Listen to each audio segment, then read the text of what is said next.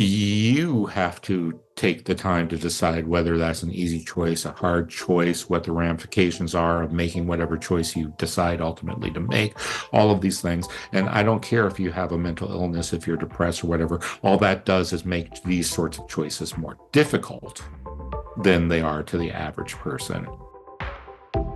Welcome to the second episode in a series of episodes that we're going to do every month for the foreseeable future called PM Talks. And it's kind of an organic conversation that I have with my good friend, Patrick Rhone, hence PM, Patrick and Mike, and we just talk. Now, initially, this conversation was going to center around goals, and it does, but then it ultimately winds its way into a conversation about choices, which is what you heard off the top.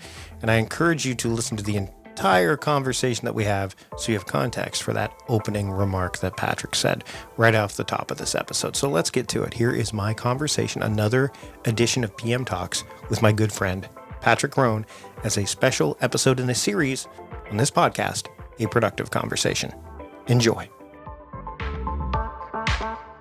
You know, when I have conversations with people on the podcast that I don't know very well, it's a different kind of vibe than when it's somebody that I do. And I thought, let's bring this to the equation. And it was your idea. You're like, you've always said, why didn't we hit record? I know. I mean, because just our hey, just calling to check up on you, bud, see how you're doing sort of talks always venture into the things that we're interested in and, the passions that we share. Right. Yep. I mean, that the last time we talked, in this sort of format and spent literally an entire hour and could have gone on for at least 2 or 3 more, simply nerding out about formats within planners, not just planners, but formats. And oh my gosh, my wife has caught the bug. Oh, really? Oh my God, I feel so horrible for her. All right. I like it's not like I'm so happy she's like, oh no, she's gone down this hole that is very difficult to get out of. Well, no, here's the problem. Sorry, I got my cat walking around. This is the time of day she decides that it's time for me to pay nothing but attention to her. Fair.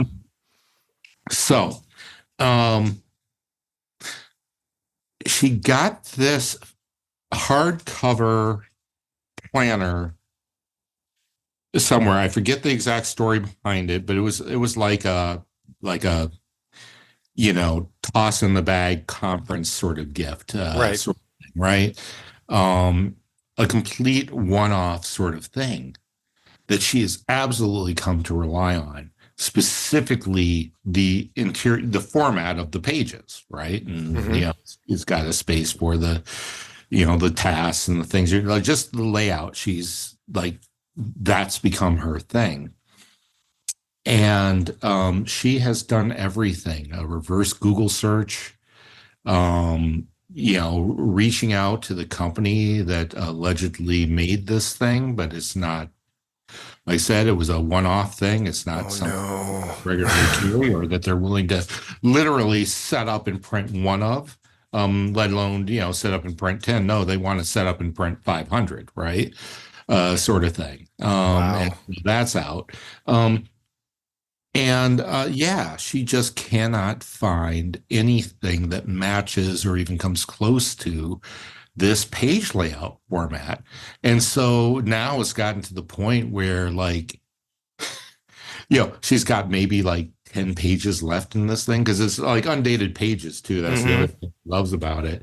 And she's being very specific and doubling up days on a single page. And it's just going nuts. So what would be a great idea is take a photo of it, take a photo of the layout, get it to a designer, some designer, and then you can use a service like Lulu, Hulu or right. Lulu's not Hulu. Lulu. Just Hulu's a different service. That would be to escape the fact that you can't get the planner that you want. But use something like Lulu. I would totally do that. Because that's not a bad idea. I hadn't thought of that. But you're at that point. There's no question, right? It's right. You know what I did, and this is piggybacking off our conversation from last time, is I went on AliExpress and found a bunch of rubber stamps that you can use inside. So, I mean, this is not uncommon because people use this with the bullet journal all the time. But there's one for energy level. Like there's a little dial. So it's like, what's my energy like? So it Oh says my God, it that's says awesome. well, it says kilogram, but I'm like, no.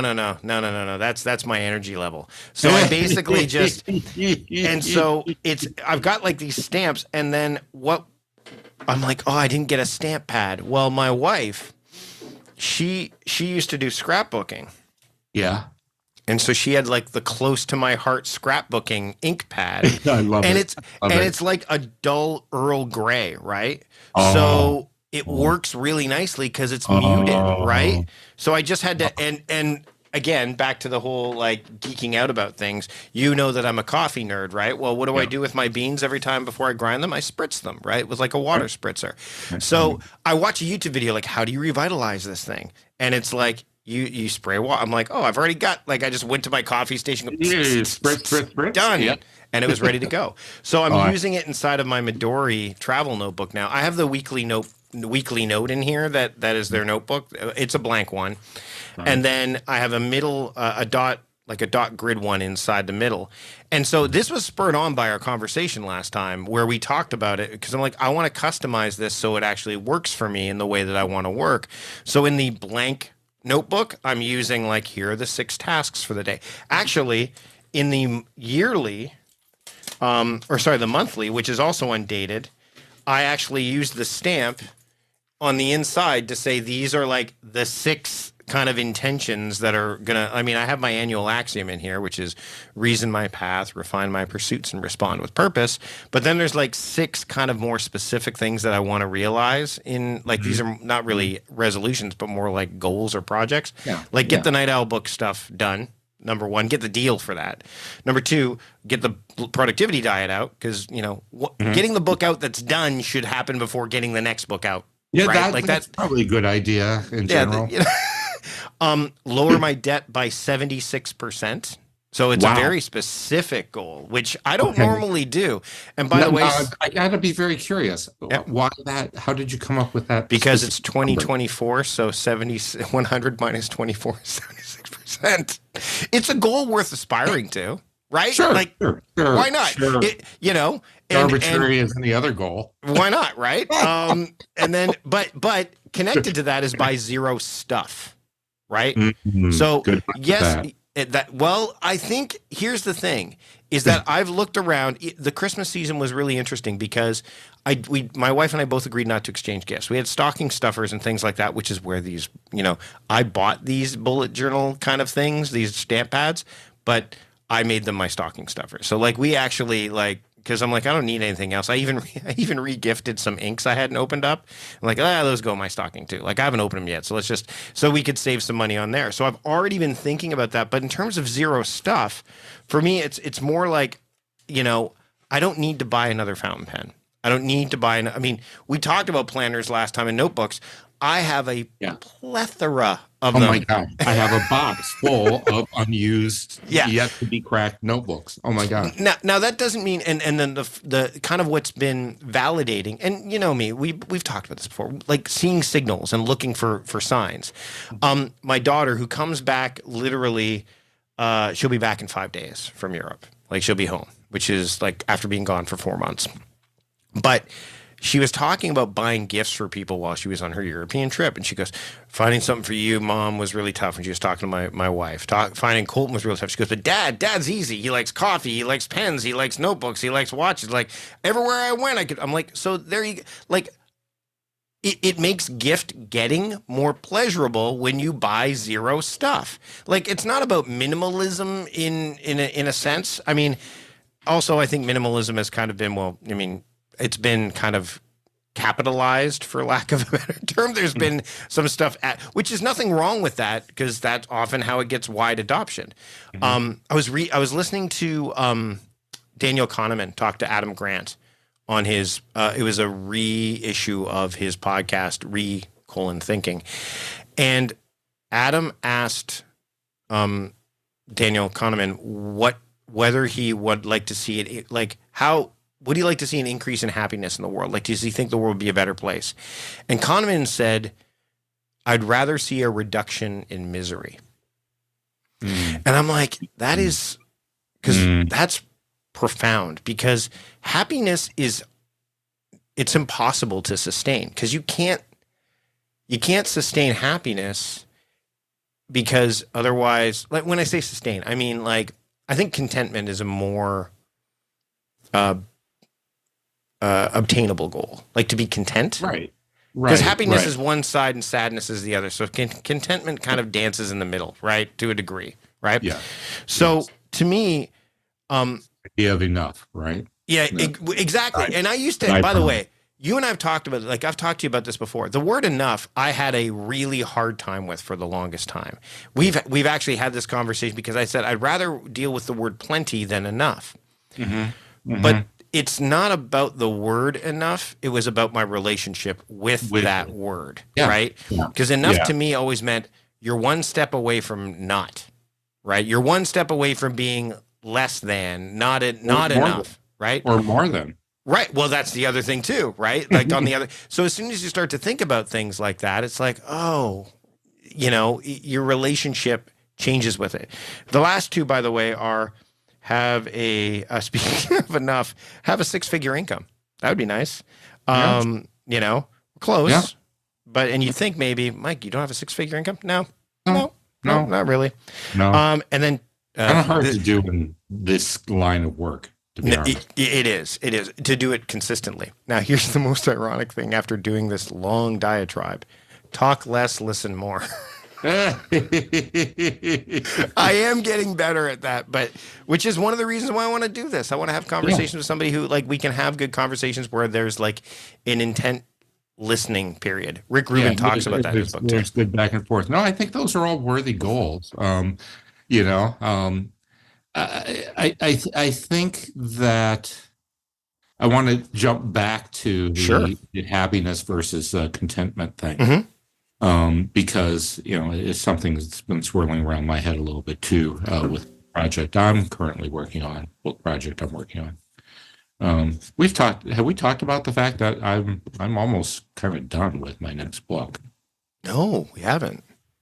Huh. All right.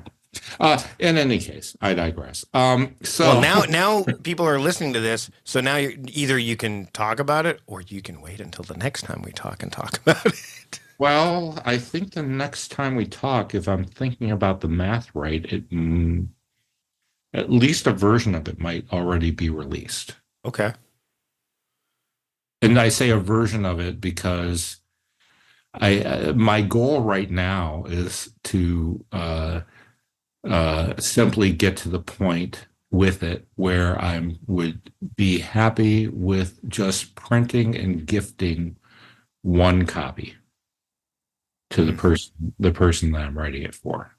And she has a birthday coming up. Okay. Namely my daughter. Yeah.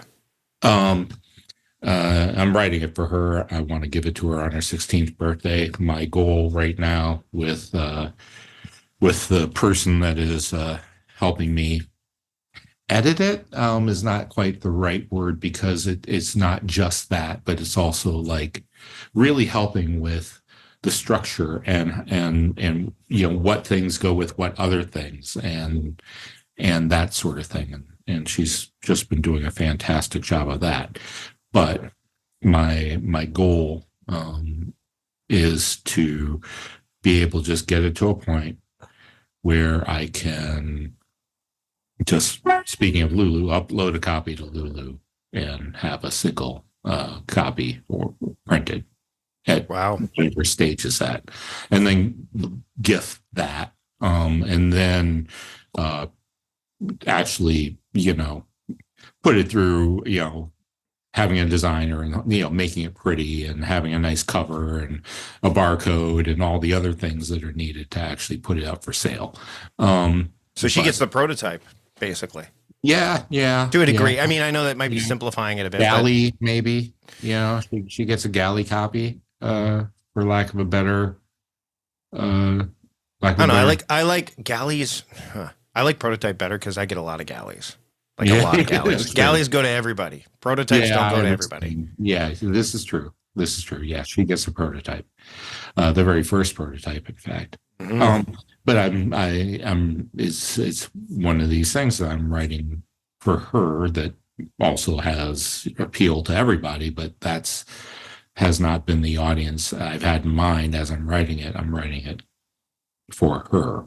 These are things that I want her to know as she becomes a young woman, and needs to venture out to the world, knowing the, you know, responsibility that comes along and the power that comes along with being a human being on planet Earth. And so, that is to say, so I'm doing this thing. So happiness plus and via contentment, via whatever is. These are the sorts of themes that are on my mind, and the reason being is because all of those things are 100% within our control. Yeah. And in general, I will say that you can have happiness the moment you decide to be happy, the moment you make the choice to be happy, right? The reason why enough isn't scary is because enough is your own personal metric. Mm-hmm. And the moment you make the choice of what enough is, not only can you attain that, not only can you decide you already have that, like you've done with the not buy any more stuff, right? Mm-hmm. But you also have the power to change that, to move that goalpost, right? That's for you. That's not for anyone else to decide. Other people want to say, oh, you got to, screw you. That's not for you. That's, and sure, reasonable arguments can be made, right? Mm-hmm. Reasonable arguments that could be made that, Jeff Bezos has too much money. Yeah. There's a gift in ambiguity too, right? Like when I look at these, like lower debt by 76%, that's not very ambiguous, right? No. But buy zero stuff's ambiguous. And so I know a lot of people, have you started to read the Rick Rubin book yet? No. Yes, I started it again last night. I had already started it. And then me too. And now I'm back into it. To read it, and now I started just from the beginning again. So yeah, I got it right here. I have my highlighter, built-in Post-it flags. Nice. So that not only can you highlight, you can actually mark and easily find the areas that you've highlighted. So that's not stuff. See, that's an interesting point. Like that highlighter, there's a utility to it that I don't know, because I don't have any, I have my Green Lantern Post-it notes that are not terribly functional when it comes to highlighting for books and stuff like that. I have my pens and stuff like that, but that is a utility. I think that would also fall into you could, and again, this goes back to the idea of nuance, right? Like it's personal. For some people, I go, well, why would you need that? But to me, that would not be considered stuff in my world. I got this free at a conference, believe it or not. I think no, it wasn't a conference. No, here's where I got it. Okay. Now I remember. Okay, so our neighborhood has these progressive dinners around the holidays where you go from house to house to house. Mm-hmm. For years at the final house, there would be a silent fundraising auction. People would donate stuff and we'd raise funds, and generally give them to a, local charity of some sort. There was one person who worked for 3M. And so one of the, secret, donated, silent auction items was always a big, a box of various 3M stuff. Post-it notes being a 3M brand, oftentimes had all sorts of Post-it note sort of items. That's where I got this. I won the silent auction for that box one year, and this was a result of it. And I use this all the time.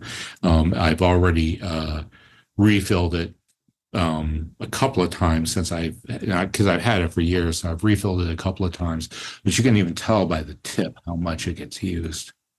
Wow. Look how, Where how now here's a question. Can you still get it? And you know where I'm going to go look to see if you can still get of it. course, Amazon. Um, but yeah. Well, okay. Yeah, Getting you back. can. You can. Oh, yeah, you can totally. Yeah, It's yeah. they're they are really popular. Like I'm looking right now and it's like you can't buy them directly from Amazon, it looks like. It's like see options, see options. It's like Yeah, yeah, really? So yeah. to buy one off Amazon right now, they're called post-it flag highlighters, right? Okay. Yeah, And sure. to buy it, it's like yeah, the cheapest one is like 11 it's $11. You get like two or three of them in it. So it's not that Oh, no, expensive. probably. Yeah, no, no. Uh, And like I said, it's the sort of thing why I like about it's got this little turny thing here mhm. to cover up the flags, right? So when you have the turn, they're closed, and you just twist it to pop them out. Yeah. See that? That's really cool. Yeah, and then you just yank on them, and they self feed the next one. And yeah, really freaking useful. So, since I'm not Well, buying zero stuff, listeners, if you're yeah. interested in gifting me something, Exactly. it'll make my book interviews even better that I already do with authors because I get paper books. That's one of the things I ask for. So when I'm Yeah. interviewing like Hal Elrod or gosh, who else am I interviewing in the next little while? Like there's a few, I've got like a pile of books behind me. It makes it easier. So see Yeah. that to me is not stuff though. Like, I mean, that stuff is so ambiguous. You could fit it like there's a lot of room there, which I think, Yeah. like you said, with enough, there's a lot of room there. Yeah. Yeah. Well, and so yeah, getting back to Happiness, contentment. happiness, Yes. contentment, whatever, those are completely within your control. All you need to do is decide to be happy. You could say, wait, I got all sorts of things going wrong. My puppy died, and my wife is sick, and I've got so much debt, and I can barely pay my bills, and da da da da da. And I'm gonna say yes, and Hmm. you can still decide to be content. Right. Content with, okay, I've done everything I can do. Okay, great. Hmm. Right? Yep. I can't magically make my wife well. I can't magically bring my puppy back. I can't change any of those things. I'm not going to tackle my debt by 76% today, right now. I can come up with a plan, but after that, I've got to decide at some point, am I okay with what I've done Hmm. Hmm. and what I can do? Yep. Yes. Is there anything, any negative emotion can be turned into action. Any positive emotion can be turned into action, right? Hmm. And once you turn it into action and you do the thing, well, that's what you did, right? That Yep. was the answer that you had right this moment, right now, and you have to decide then to be content with that, right? Well, and Content. I think the other thing is, and this came up when I was at Podcast Movement in August. There was a presentation that was happening. Yeah, we all go to different conferences. I guess this is the conference chat as well. So I'm sitting there, and the keynote speaker was saying that intent. He talked about intent, like I intend to do this, I intend to do that, and he crossed off and said, "But until you decide." And I took a photo of that slide and that slide only because here's the thing, and I've always said, well, I haven't always said this, but like in recent years, I've said, productivity is about the active link between intention and attention. The Mm-hmm. active link is the decision, Mm-hmm. right? The active link is because you can Mm-hmm. intend to do something, but you won't be able to give that thing attention until you decide, until Yes. you make a decision, right? And that Yes. decision could be, like you said, it could be it could be binary. It could be like it's this or that. It could be, I need to take this intention and really like the 76% and break it down into the plan. And Yeah. that's what's going to get my attention. Mm-hmm. Once you get that going on, and of course, the piece in all of this is reflection because reflection precedes and follows every action. But that kind of falls outside of it to a degree. Like it's part of it, but it's not part of that flywheel in the same way as, it's not part of the immediate flywheel, which is why, whether or not whether or not you think it's happening or not, decisions and reflections are happening. Like Sure. between intention and attention, a decision is happening. Sure. Before and after every action, some form of reflection, whether it's small or big, is happening. Mhm. Yep. And precision can help to a degree. It's actually I've been reading a book called The Perfectionists. I think it was called by Simon Winchester. Okay. So that's my audiobook I'm listening to right now. Mhm. And he talks about the difference between accuracy and precision. And then and there's a lot of, there is some distinction there. We're not going to go too deep into that because we don't, I mean, again, these conversations, we could talk for hours. But the thing he brought up, which I wrote down immediately, was tolerance. Mm. So how much tolerance does this scenario have? Do you have within this scenario? Like, we think about being accurate, we think about being precise, but tolerance plays a huge role in either of those things. It also plays a role in the decision process. Like, what level of tolerance is available? Do you have, so the thing that might be running through someone's mind as they were listening to you saying happiness is a choice, or you have control over it, or you know what I mean? Like, because some people might, they might get really, but what if you're depressed? What if you're depressed? What if you have, what if you like literally are diagnosed that way? Okay. Okay. Oh, all right. I could answer that, but okay. Sure. So Well, I'll I definitely want you to come back with that. But to me, the tolerance level plays a factor in that, right? Like, so that's not, you don't have the ability to choose for yourself. Because that's like, it's someone saying, and I was watching again. I consume in the morning. That's what I do in the morning. I will consume content. Alan Richson being bipolar, he explained what bipolar is like in a way that a lot of people who responded were like, "This is the best explanation of bipolar." Whatever. I'll link to it in the show notes so that way people can watch it. But to me, there's a tolerance level that you can become acutely aware of, but you need to understand and apply so that you can make that decision with validation is not the right word, but with confidence, or at least with comfort, right? So go ahead and because there will be someone that says, well, it must be nice to say that this is a choice, but you don't suffer from depression, or you don't suffer from, any of these afflictions that, have been, and, we're not doctors. So right. Nope. I'm not a doctor.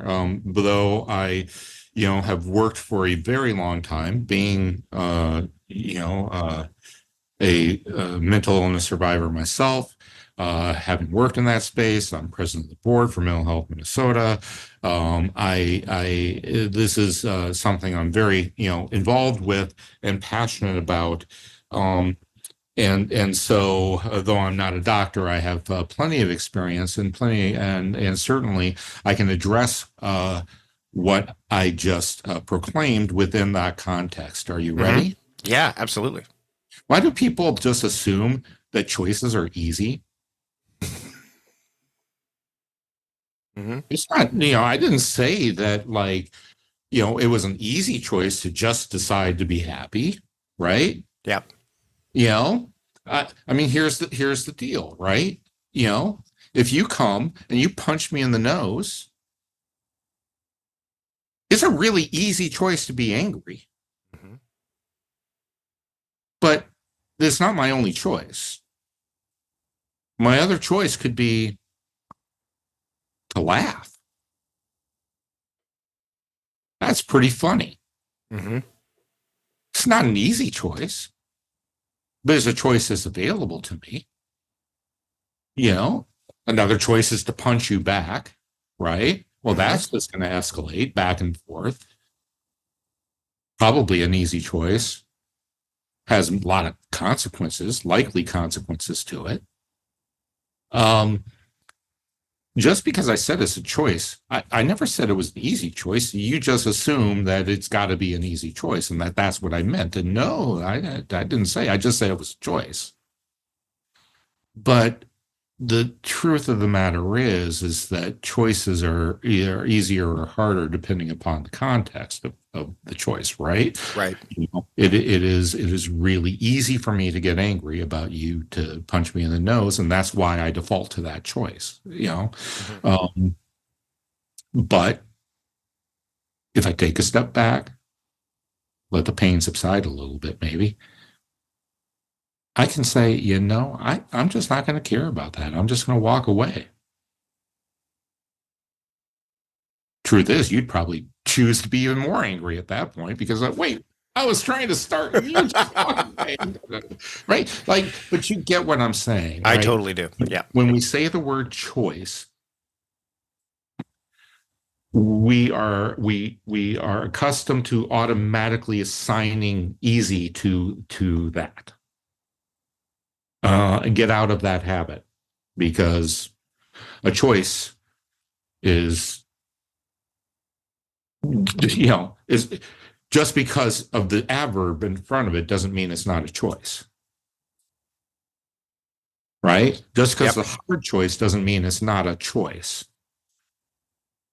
It's a choice.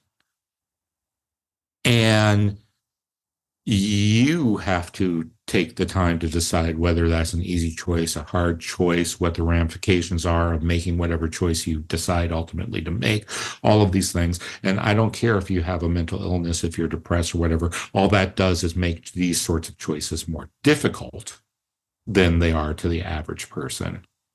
But it does not make them impossible, and at the same time does not excuse the fact that they are a choice. Right? Yeah. The way that I,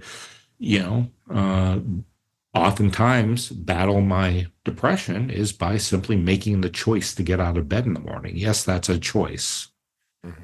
The choice everybody makes every single day, whether to wake up or not, whether to get up out of bed or get up out of where they're laying or not, is a choice. And there are many people who instead choose a different direction. All you have to do is look at the number of suicides every year to see there are people that make that choice. Yeah. Because that's an easier choice than facing whatever it is they've got to face in their heads that day. Right? So all of this is to say that when you hear me, or anyone for that matter, say that something is a choice, that emotions, every single one we feel is a choice. We think is a choice that's out of our control. I just can't help loving this person. I just can't help hating this person. I just can't. Yes, you actually can. You can choose to do that. You are in control. Emotions are completely within your control. Just because I said that they are doesn't mean it's easy.